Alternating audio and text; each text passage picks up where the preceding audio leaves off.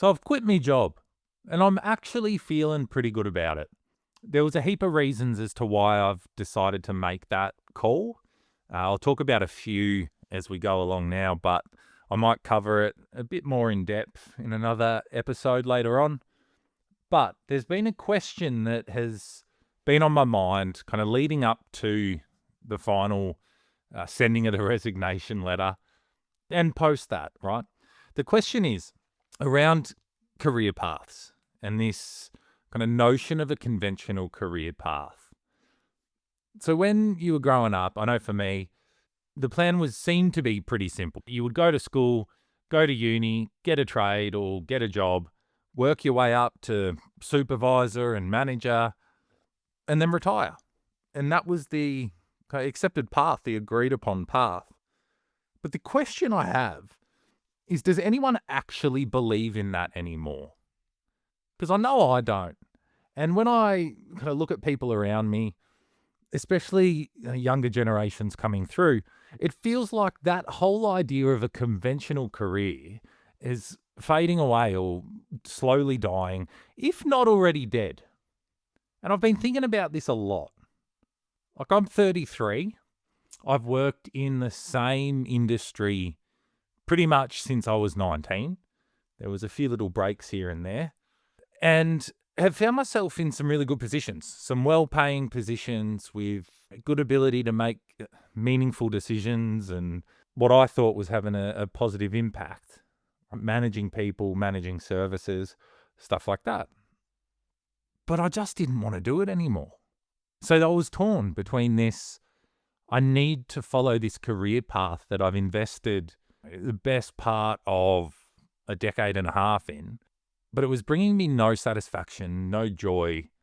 And part of that is always situational. But when I really reflected deeply about it, I just didn't have that same degree of interest in it that I'd had when I started. And I think that's okay. What I have noticed working with people for quite a long time, particularly I see this in young men, there's this shift happening. People are restless. They don't want to wait 10 to 15 years to make it, whatever that make it means.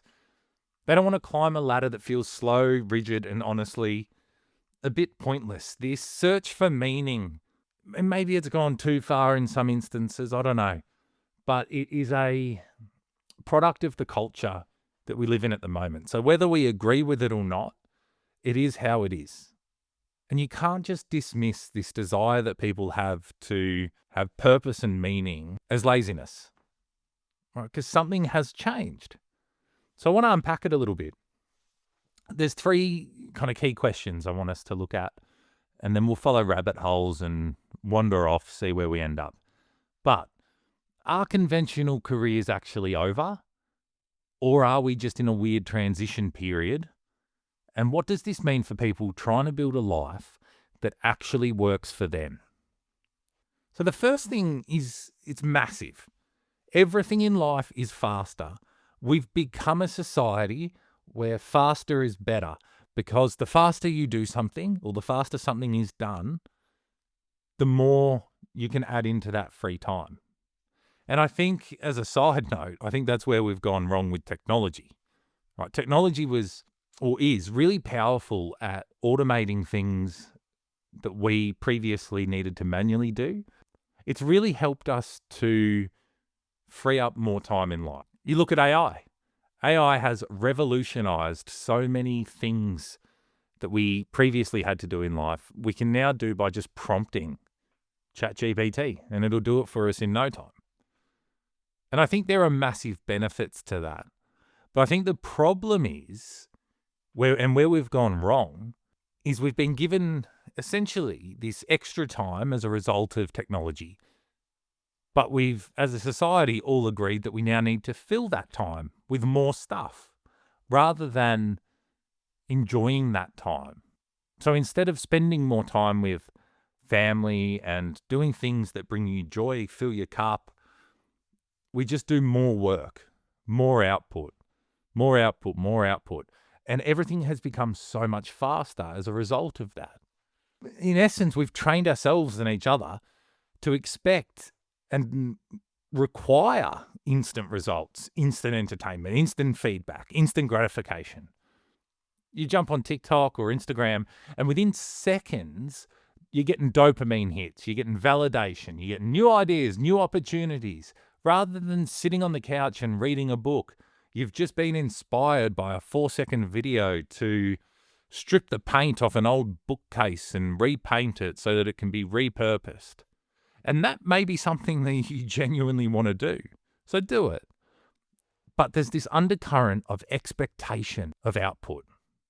But if I don't do that, I'm just being lazy. Now compare that to a career, right? You're told work hard for 10 years and you'll get somewhere. 10 years? Mate, that feels like a lifetime now. And that mismatch is creating massive tension. And all that tension does is fuel and generate high degrees of anxiety. There's a fair bit of data backing this up too. In Australia, for example, job tenure is dropping, especially among younger workers. People in their 20s, that age group, are far more likely to change jobs every 1 to 2 years compared to previous generations. And globally, surveys show nearly 40 to 50% of Gen Z workers don't expect to stay in one career long term. That's not a small shift. They're not small numbers.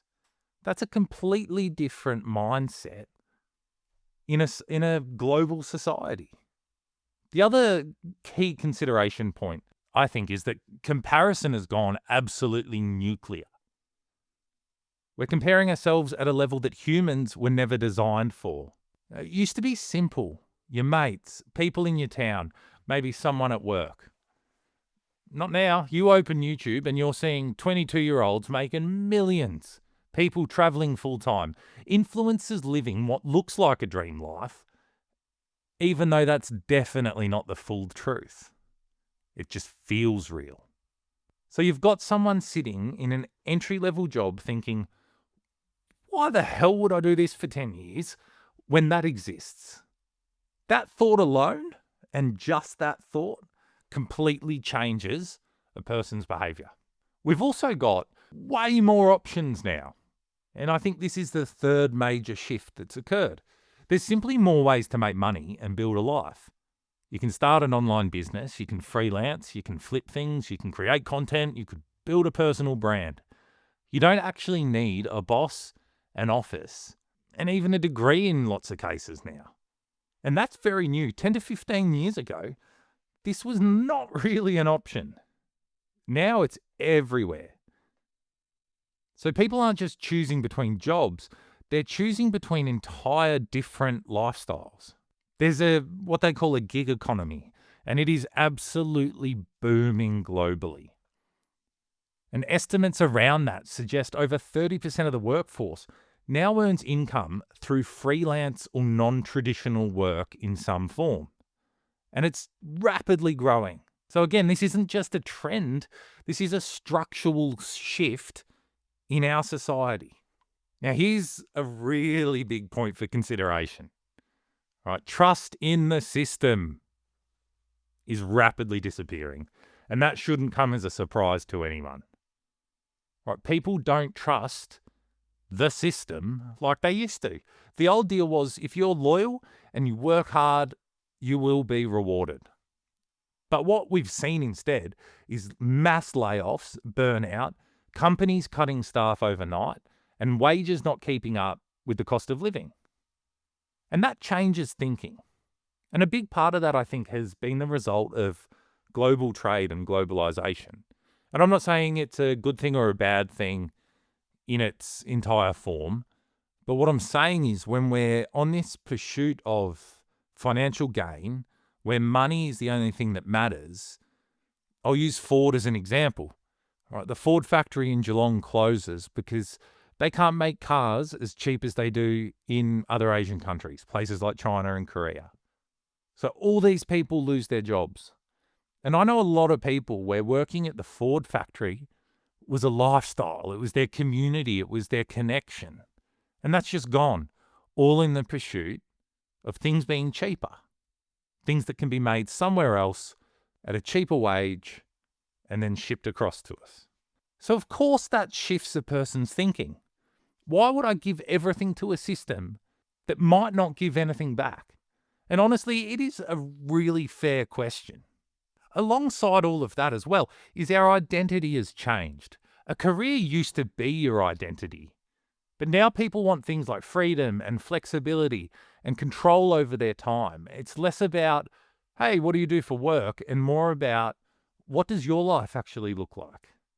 That's a completely different valued system, and one that I think I definitely agree with. However, in saying all that, and this is where I want to be really kind of clear and real with you, because there's a lot of noise online pushing one side, the non-conventional path. It's not all freedom and money. It's often unstable, inconsistent, stressful, and lonely. And so many people fail at it. But quietly on the flip side, the conventional path still gives you structure, income stability, skill development, and progression. So this isn't a conversation or a thought around the old way being bad and the new way being good. It's a trade-off. Stability versus freedom, and certainty versus opportunity. And most people don't fully understand the trade-off when they're making decisions. I've worked so many different jobs, and like I said, I'm 33 and I still have no idea at all what I want to do with my life. I've been really lucky that I've had people around me, family, friends that have helped me gain skills that I can use to generate an income if I'm not working in the traditional way, right? And I feel very lucky for that. But I have no idea what I want to do at all. And I think a big impact of that is, 31, 32, when I got diagnosed with an attention deficit disorder. And I know that that is like such a eye-rolling, generic, on-trend mental health issue at the moment. But man, I've got old school ADHD, right? Not the new one where you want amphetamines so that you can stay awake longer, study better, do things better, essentially get free drugs from a GP. I've got the old school, right? Every single report card. Jackson would be great at school if he could just focus and stop distracting others. Like classic class clown. But also that dopamine seeking. If there's a roof and there's a blow up pool in the backyard, it's going to happen. It has to happen. All right. That's proper old school ADHD. Anyway, and I think that's okay. I think I've learnt so far. And for some people, I'm very young at 33. For others, I'm starting to seem like an old person. I got called Unk the other day when I ordered a coffee. So that was quite offensive. And bold. What a bold move. What I have noticed in myself, though, and I think this is pretty similar for everyone, is when I don't have a direction and a purpose and something to build toward, or something that I'm building, that does not make me an entrepreneur. That makes me lost, anxious, chasing quick wins, and looking for shortcuts. And in the work I've done in my traditional career, especially around addiction and drug use, that pattern shows up. People chasing money, fast dopamine, fast identity, cocaine, flashy cars, gold chains. Because the slow path doesn't feel worth it anymore. And I've met some people, I've worked with some people that have made phenomenal money doing illegal activities, right? And they don't always get caught. And like I said, the slow path doesn't feel worth it anymore. And that's something we need to be real about and have real conversations about. So the question still sits there, right? Are conventional careers over? Of course they're not over. But I don't think they're the default anymore. I think the real shift that's occurred is people don't want one identity for their entire life that's tied to a career. Like, I'm a copper. I'm an ambo. Right? No, I'm Jackson and I've done this, this, and this. Think of it more like chapters and adventures rather than a single story. And to be honest, maybe it's not even about choosing one or the other. Everything's a spectrum. Maybe it's building something that has a bit of stability and sitting alongside that, a bit of freedom. Something that fits your life, not just what you were told life should be. Because the old script of school, trade, uni, build a career, become the boss that's fading. And the new one, we're still figuring it out. So like most things that are happening at the moment, we're in a transition period. And transition periods are really hard to navigate. I'm still navigating it at 33. But I'm going to go on an adventure and I'm going to do something else for a little while. And that's not closing the door on the career path that I've been on. It's just doing something different. And that's absolutely okay. And I don't know if this is something that you've been thinking about or ever thought about, or maybe you're feeling stuck between those two worlds. I know I was for a while. I'd be keen to have a chat and hear your take on it. Because I do think a lot of people are sitting in that exact spot right now. And because we're the ones going through that in this transition period, it can be really hard to find support and answers and all that sort of stuff as you go through it. Trying to funnel all your thoughts into a coherent plan, that's really hard. I think, as always, you've heard me say it before, the answer is connection. Connection and conversation. Anyway, that's enough for today. I'll see you on the next one.